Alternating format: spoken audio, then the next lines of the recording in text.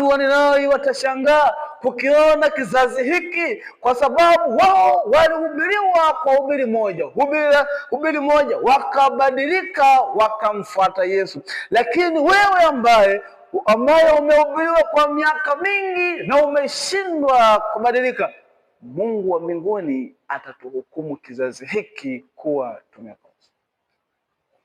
Yesu Kristo amejifunua vya kutosha.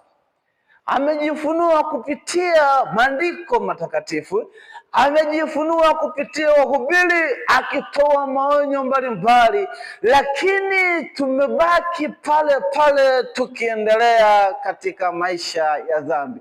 Wito wa Mungu katika siku hii ya leo, hubiri moja litoshe kukubadilisha kutoka katika maisha ya uzinzi. Hubiri moja litoshe kukubadilisha kutoka katika maisha ya uchoyo. Hubiri moja litoshe kukubadilisha kutoka katika maisha ya tamaa za kimwili. Hubiri moja litoshe kukufanya kufanana na Kristo. Mungu wa mbinguni anatamani watu wanaobadilika.